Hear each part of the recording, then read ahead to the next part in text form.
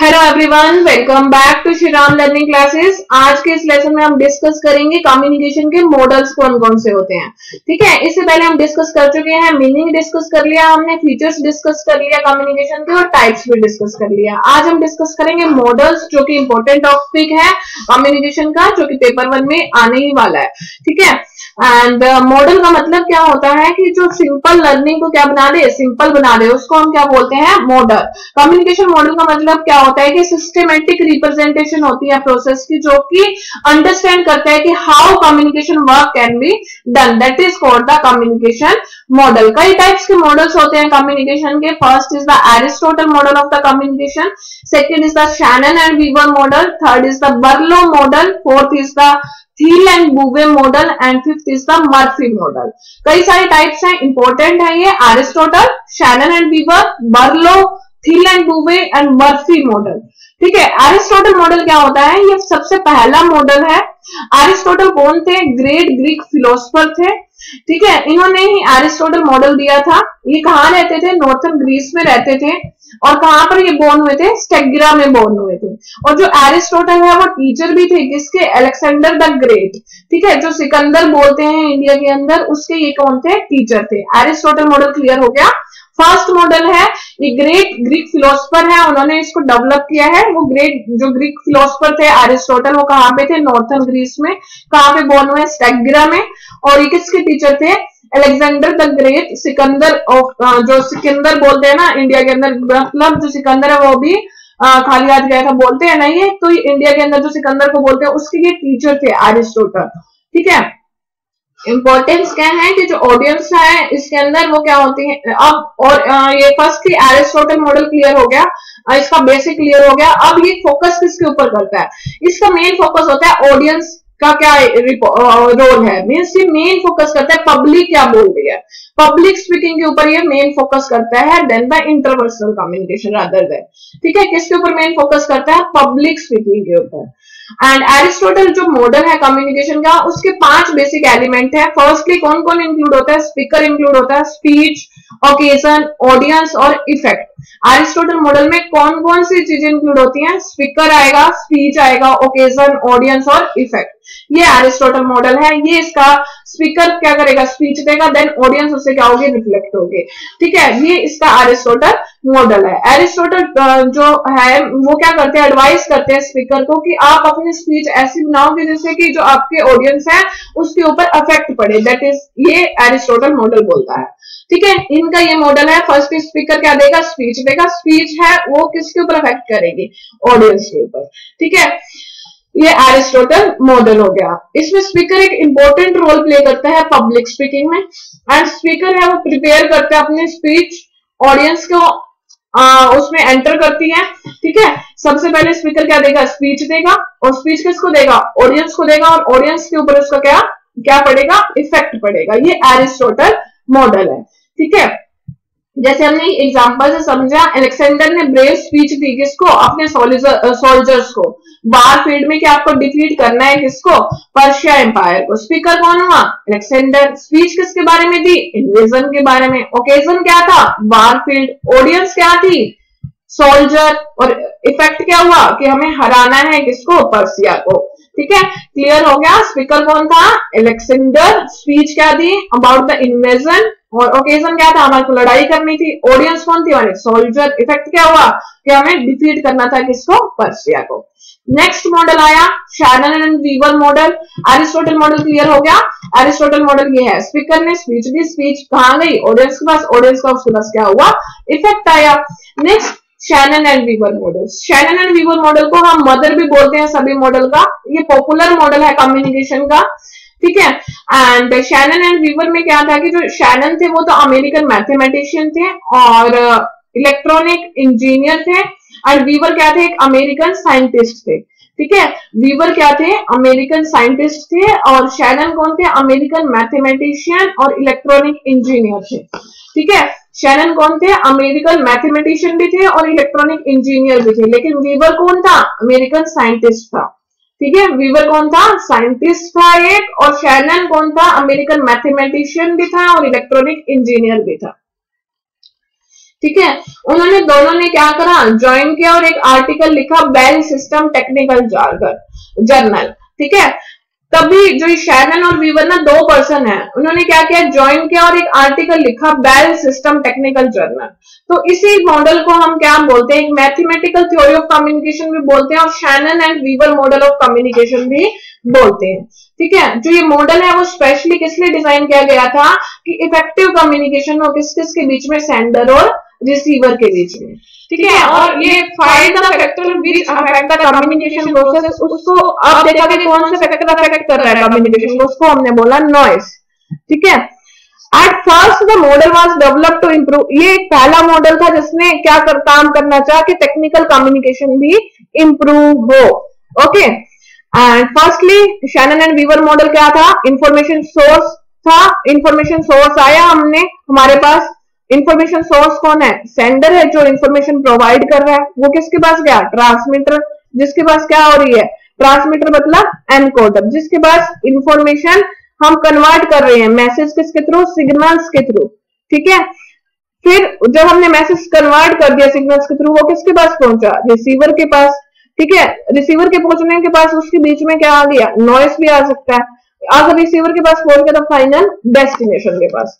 ये Shannon and Weaver का model है। सबसे पहले इंफॉर्मेशन सोर्स मतलब सेंडर ने क्या किया, मैसेज को ट्रांसमिट किया सिग्नल के थ्रू, सिग्नल के थ्रू गया तो वहां पे कुछ नॉइस भी आ सकती है या डिस्टरबेंस भी हो सकती है, नहीं तो वो कहां पहुंचेगा, रिसीवर के पास पहुंच गया, देन जो मैसेज है वो पूरा उसके डेस्टिनेशन पहुंच गया। ठीक है, तो हम यहाँ पे उसको फीडबैक भी प्रोवाइड कर सकते हैं। ये शैनन एंड वीवर का मॉडल है। सेंडर कौन होता है, जो मैसेज बनाता है, चूज करता है चैनल, सेंड करता है मैसेज, उसको बोलते हैं सेंडर। ट्रांसमीटर कौन होता है, जो मैसेज को कन्वर्ट कर देता है सिग्नल्स में। ठीक है, जैसे टेलीफोन है उसमें जो वॉइस है वो कन्वर्टेड हो जाती है वेव सिग्नल्स में या केबल के थ्रू, उसको क्या बोलते हैं हम, ट्रांसमीटर। चैनल कौन सा होता है, मीडियम होता है जो मैसेज को सेंड करता है। रिसीवर कौन होता है, यानी उसको रिसीवर को हम डिकोडर भी बोलते हैं, ये कन्वर्ट कर देता है सिग्नल्स और binary data into the message, यानी जो ट्रांसलेट करता है मैसेज को फ्रॉम द सिग्नल्स, उसको हम क्या बोलते हैं, डिकोडर या रिसीवर। उसके बाद डेस्टिनेशन पे होगा तो रिसीवर क्या है, एक ऐसा पर्सन है जिसको मैसेज मिल जाता है। ठीक है, जिसके पास मैसेज पहुंच जाता है वो क्या हो जाता है, डेस्टिनेशन। नॉइस, जब फिजिकल डिस्टर्बेंस आ गई है एनवायरमेंट में, पीपल में, वो क्या है, नॉइस है। Next, Shannon and Weaver model को हमने इससे समझा कि एक बिजनेसमैन है, उसने बताया कि अपने वर्कर को कहा कि मीटिंग है ऑफिस में 8 बजे तो आप आ जाना, लेकिन उसकी जो ये बात है वो मिस हो गई फोन नेटवर्क के थ्रू।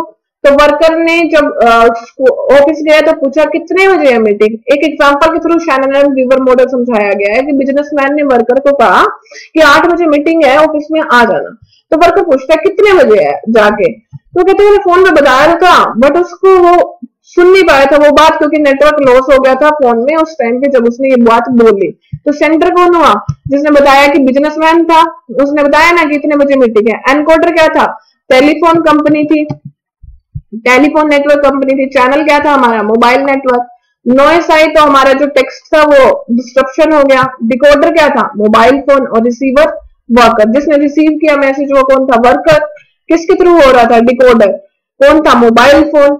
जब डिस्ट्रप्शन आई वो क्या हुआ, नॉइस आ गई थी। ठीक है, तो ये हम इसके थ्रू भी समझ सकते हैं शैनन एंड वीवर का मॉडल। ठीक है, अब हम बात समझते हैं मर्फी का मॉडल। मर्फी के मॉडल में वैसे सेम रहेगा, सेंडर मैसेज देगा मीडियम के थ्रू, देन रिकवर, रिसीवर और फीडबैक, लेकिन इसमें इंक्लूड हो जाता है कॉन्टेक्स्ट।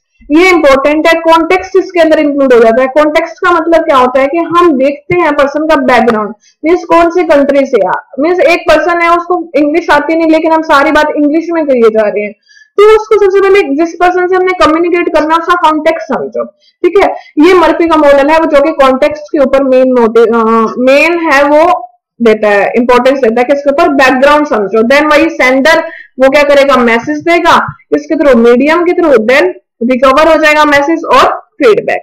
ठीक है, नेक्स्ट है थ्री लैंड बुवे का मॉडल। थ्री लैंड बुवे का मॉडल क्या कहता है, इसमें फर्स्टली आइडियाज जनरेट होते हैं और बाकी सेम टू सेम चलेगा। फर्स्टली आइडिया जनरेट हुए, फिर चैनल मैसेज में चला गया, फिर रिसीवर ने मैसेज लिया, देन फीडबैक। ये थ्री लैंड बुवे का मॉडल है। आइडियाज आए, आइडियाज किसके अंदर गए, मैसेज में चेंज हो गए, मैसेज किसके पास गया, रिसीवर के पास, और रिसीवर ने क्या दिया, फीडबैक। नेक्स्ट बर्लो का मॉडल, इसको हम SMCR भी मॉडल भी बोलते हैं, ये 1960 में आया था। ठीक है, SMCR मतलब सेंडर, मैसेज, चैनल और रिसीवर। पहले इसको SR मॉडल बोलते थे, बाद में ये मैसेज और चैनल इंक्लूड हो गए।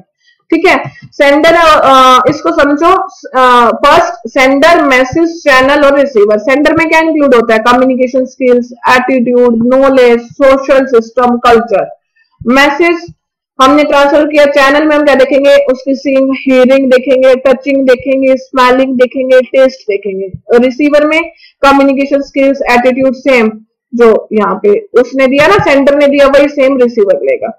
ठीक है, ये बर्लो का मॉडल है। चैनल में हम ये देखेंगे seeing, hearing, touching, smelling and testing.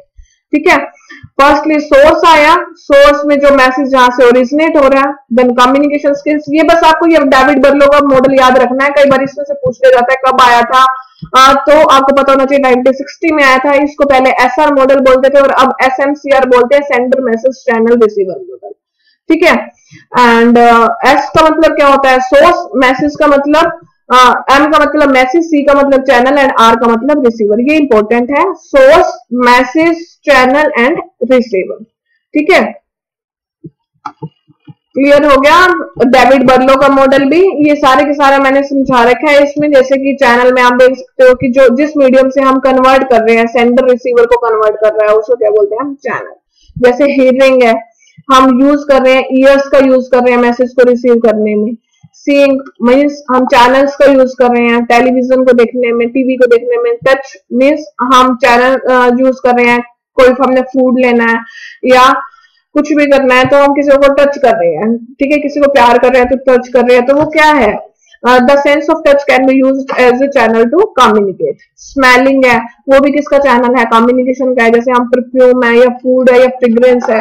Testing है, मतलब टंग से हम कुछ टेस्ट कर रहे हैं, कि फूड हम शेयर कर रहे हैं, तो ये क्या है? टेस्टिंग है।